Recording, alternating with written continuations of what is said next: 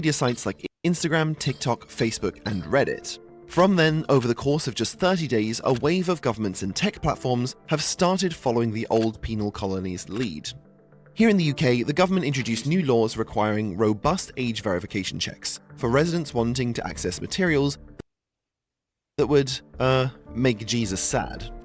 The EU began trials of age check systems for social media, and in America, several states have started rolling out age verification requirements, all under Yeah, and I heard like the only reason that this is starting now, well, not like the US is doing this now is literally because of Europe. Like,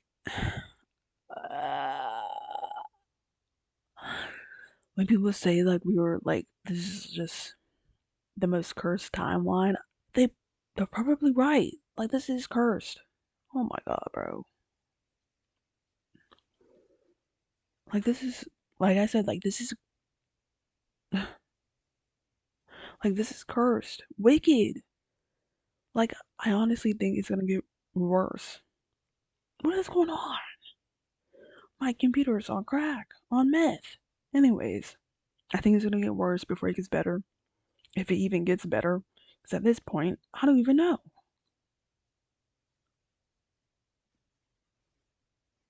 the guise of limiting minors' access to harmful social media and smut. Now, if there's one thing we all know about tech companies, it's that they can lobby against pretty much anything they don't like. But on this particular issue, they're actually pushing for these regulations harder than the governments. Starting in about a week from when this video is posted, YouTube will be introducing an AI system to guesstimate your age based on your Which is gonna be shit. Because, like, there are people, like grown adults, that are into cartoons, bro. How are you going to do that with just what they watch? It doesn't make any sense. If we wanted to protect the kids, I feel like we could have went in a different direction instead of just taking away rights of other people. You know what I'm saying? Like, what are we doing? I don't know. Because obviously the ID thing isn't cutting it with all these like leaks with like what's that T on Twitter. They leaked that like how long ago? I don't even know. I just found it recently. So it has to have been like last week or a couple days ago or whatever. With everything that's going on. I just that sounds like a horrible idea. Just gives, YouTube or any platform your ID verification. You know what I'm saying? That's just crazy to me.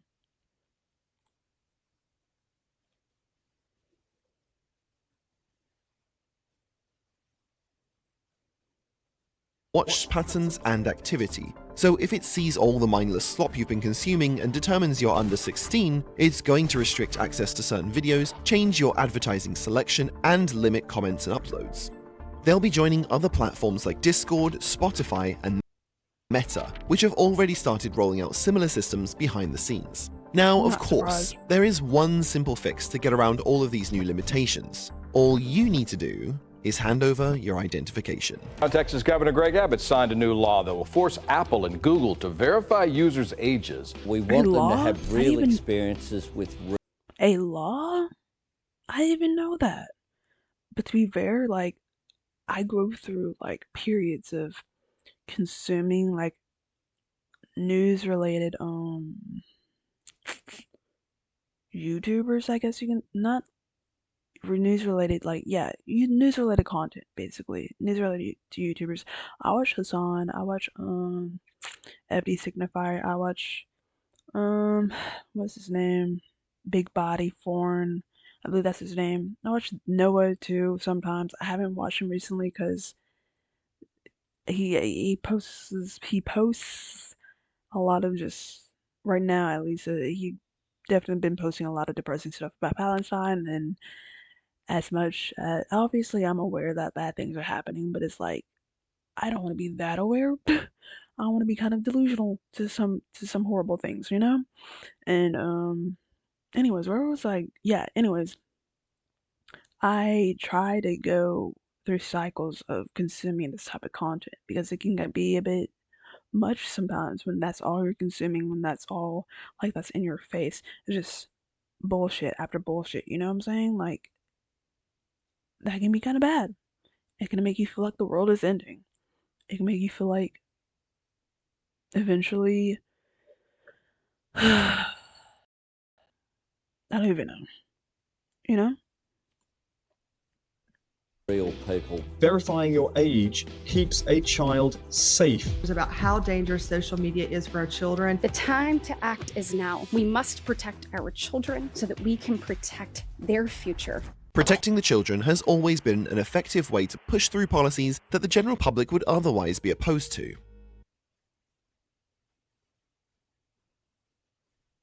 Imagine being able to build an app with your name on it, just by thinking about it.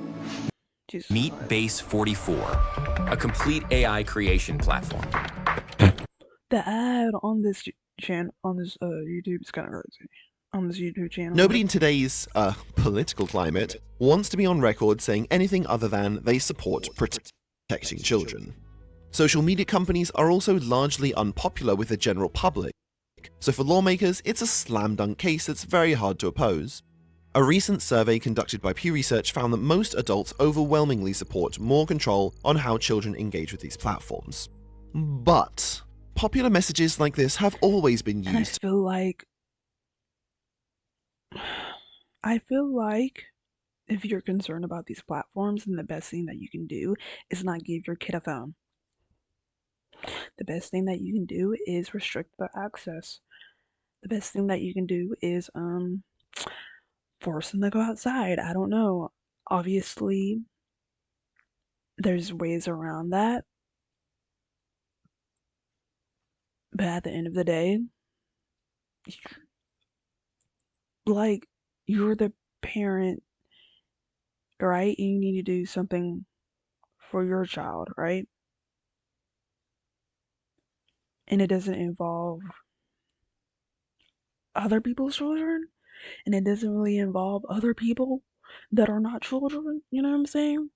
I think that makes sense, hopefully. But it's just, parents should be doing more if they're afraid of what's going on in the internet, right? It's kind of like not allowing your kid outside, to be outside at a certain time. You tell them to come back home at a certain time, right? Because obviously, the dark brings out the crazies. The dark brings out the crazies, and they don't want them to get hurt. So why can't they just do the same thing with the internet? All right? Just don't give your kid a phone. I don't know. If you do give them a phone, restrict the access. It's not that hard. And it's like, restrict access on everything. I don't understand how that's not that difficult. And also, yeah, I think that the apps should the apps, is it like, I don't even know. Should the apps put more restrictions on, like, well, yeah, I think that the apps should put more restrictions on what kids see. Like, obviously, don't show children grotesque things, right? I think that should definitely happen. But the way that they're going about it is just not correct. I'm not sure how, like, the correct way of that would be, like, at all. But, sheesh. You know?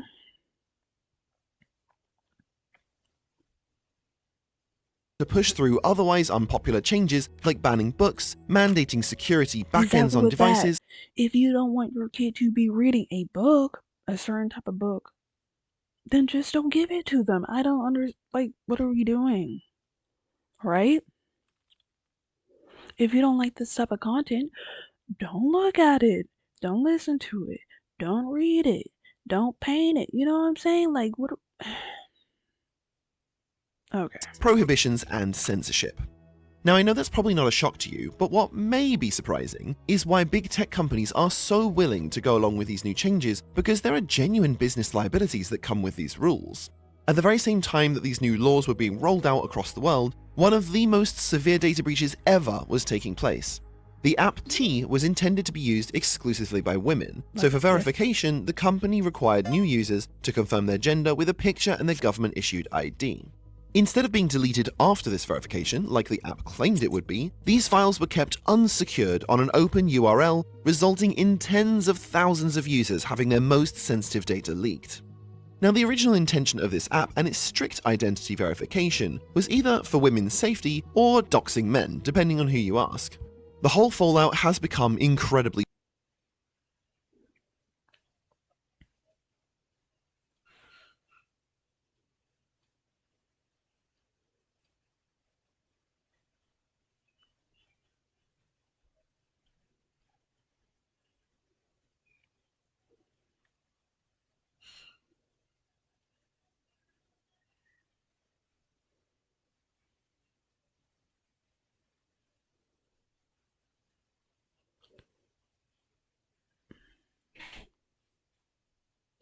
The whole point of the app was to protect women. So essentially, they go in the app, say like trying to figure out if men have like red flags, essentially if they're dangerous, right? Which is I think is a good thing. I think there should be ways to see if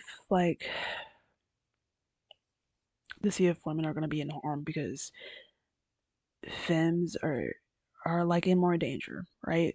Because of misogyny. And so I think that women being protected in this case, femmes being protected in general should definitely happen. But since we're talking about just women, I think that women definitely should be protected in this scenario. And it wasn't. I don't think it was doxing.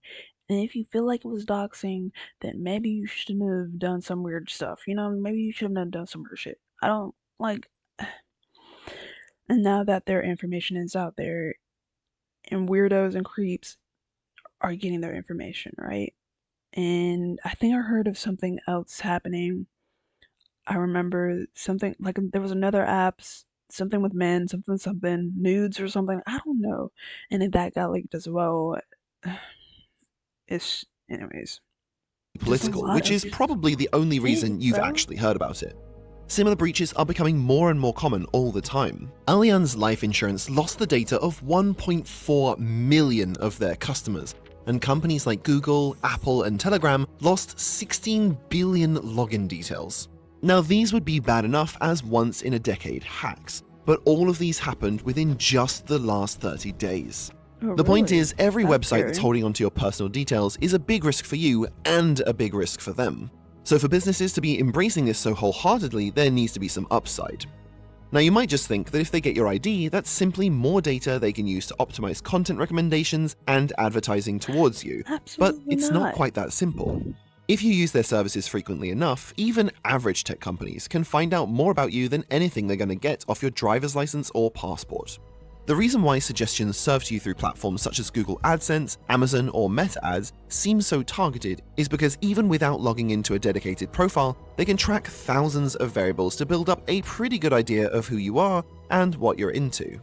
They don't need your ID to sell ads to you. The real motivation is that companies like Amazon, Google, and Apple are already in. Do you think it's because of I'm asking you if anyone even watches this, right? Like Power and Control. Do you think it's because of that? Because I honestly can't think of any other reason like why you would need someone's ID besides why what other reason would there be, you know? Investing heavily into what they're calling digital credentials. Mom, what's that? Nothing. Just get in the car. Let's go. Come on. Who did that? About 11 months ago, Google quietly launched the Digital Credentials API to developers, which, in their own words, allows websites to selectively request verifiable information about the user through digital credentials such as a driver's license or a national identification card stored on a digital wallet. The idea is that instead of handing out your identity to hundreds of different sites individually as new laws start requiring it, you just thoroughly verify your ID with a company like Google, and then they verify you on your behalf to all these other sites. That seems insane. Now, before we get into issues with this system, and believe me, there are issues, it's important to understand how this is going to be solved. The benefit to you is that you only need to stand up and take a selfie holding up your license and some number of fingers once, instead of dozens of times for every site that starts requiring your ID.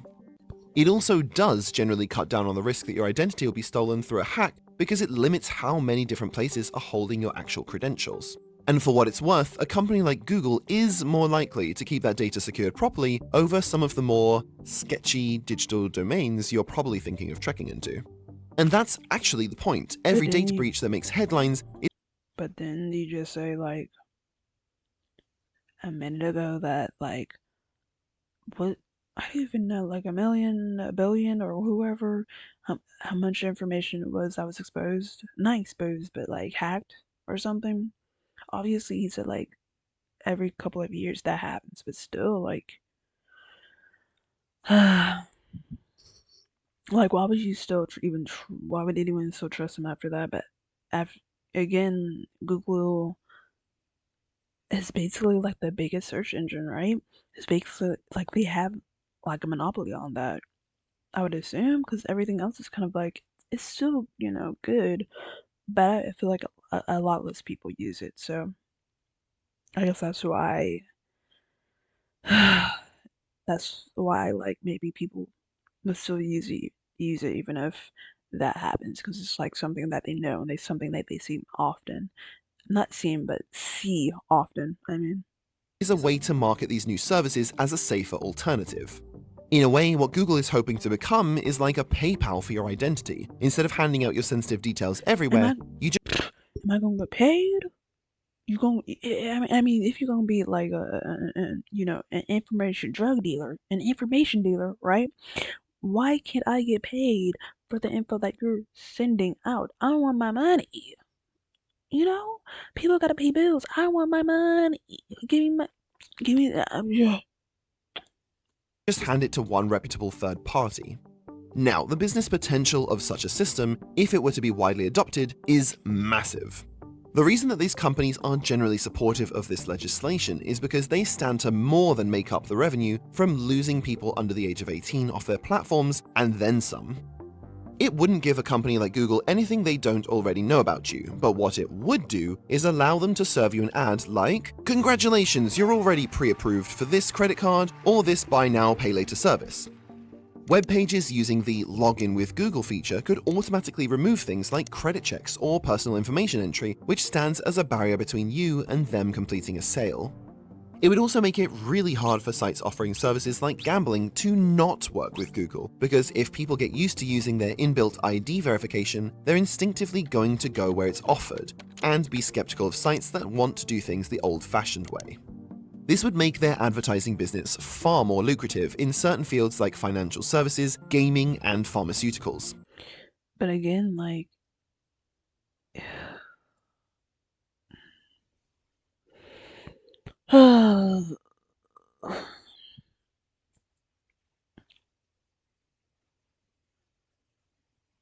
I guess at the end of the day, they really want to steal your time, huh? Like, they really just want to suck the life out of you for everything that you're worth.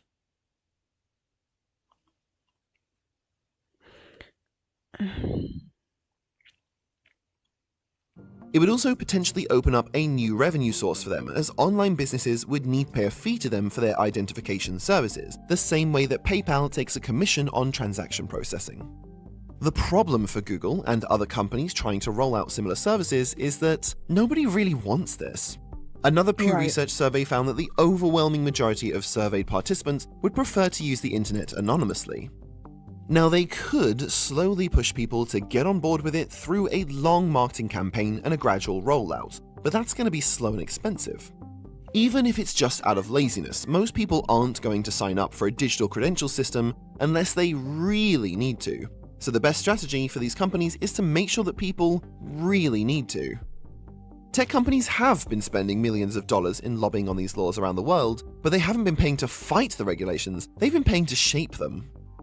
Google's own announcement of their new credential system included a reference to the European Union's eIDAS 2.0 system as proof of how essential this new tool would become. But these particular regulations are something that they themselves have been heavily involved in influencing. In other I'm not words, they really are surprised. creating the need and then providing the solution. If in a week's time when YouTube automatically detects that you may be under 18 and asks for your ID to prove otherwise, you would have already taken the first step into their new, highly lucrative ID ecosystem. Now, there are absolutely other motivations for pushing through these rules from different parties as well. Governments will have more oversight over. I heard that on a different channel, a different YouTube channel. I don't remember what that channel was, but they talked about just quitting YouTube altogether. If you're like a content creator, you post on like a different website. I think they said Rumble or something, but just posting on a different website and just quitting YouTube. But since YouTube is such a monopoly, that like the chances of that happening is kind of slim, right? And even if like you're watching YouTube to just stop using it as well. If there was like an alternative to YouTube that was good, then yeah, but there isn't any alternatives. If there were alternatives, I can assume that YouTube somehow, some way shut that down pretty quickly. Or maybe, yeah, maybe that did happen, or just flopped immediately somehow. But yeah. Their people's online activities, e-commerce businesses will have a smoother sales process, and I'm sure some people out there genuinely do care about the children. But to make sense of unpopular decisions, generally the best place to start looking is with who stands to make the most money. Now, this feels like it would have been a great time to segue to some kind of VPN or data broker to delete me. But instead of that, I'm just going to shamelessly plug my own channel instead. After last week's video got so much attention, we're incredibly close to 100,000 subscribers. So if you enjoy the occasional expose mixed in with lots of videos